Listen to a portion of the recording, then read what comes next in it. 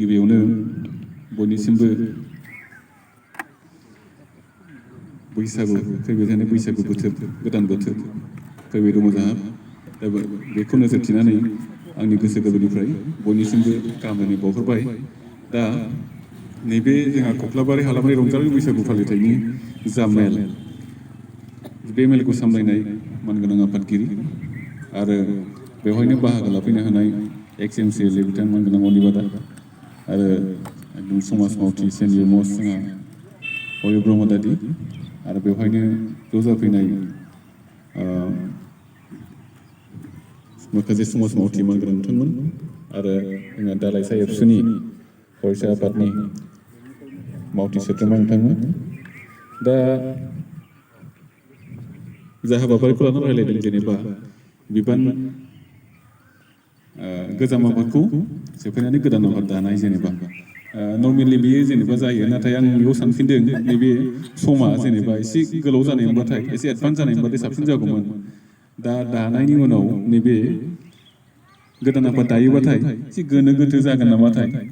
ओमफ्राय एसे जिथुके माबायावनो बोसोरथामसो जाबायमोन खोमा ना बोसोरथामसो जाबायमोन स' माखासे समाव जेनेबा हमना ला एसे गेप थांखाबाय नालाय खुंगिया बोसोरनै ना मा जाखाबाय जोंहा दा बोसोरनै जाखाबायब्ला नैबे थाहाबना खुंनाय नालाय नैबे खनसेखौ थाखानाय बिबानगिरिफोरखौनो आङो बेवहाय मावफुंखानानै होजानो लुगैदों आरो थाखानायखौनो थारमाने जायफोरानोखि बिबानाव दङ दा आफादगिरि नेहाथारि दा बिथांमोनखौनो आङो नैबे जेनेबा जिथुके बैसागु खुंफुंनायनि टारगेटआवनो दिनैनि बे जथुमखौ लिंनाय जादों निस्सय माने बैसागुखौ खुंफुंनो लानाय माबा बे हाबाफारिया बैसागु खुंफुंनाय हाबाफारिया सानसेनियानो जा बा साननैनि हाबाफारिजोंनो जा बे जाखागोन होननानै आं साननानै लादों दा बे बिथिङाव अब्ला खाथिथार नालाय समा खाथिथार जेनेबा ओरैहाय बांद्राय गोबावै लेटै जोङो डेटफोरखौ फिक्स खालामहैयोब्लाबो अखा बोथोरनि खोथा थाहैबाय दा थाखानाय माबाजोंनो जेनेबा थाखानाय रिसर्सजोंनो जेनेबा थाखानाय सर्सजोंनो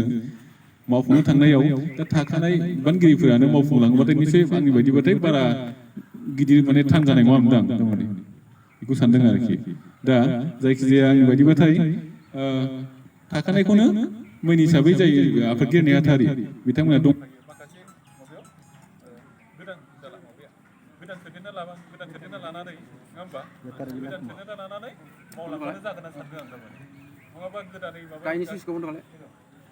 लिमिटेड फैसायाथ' इसेल'थार नालाय फैसायाथ'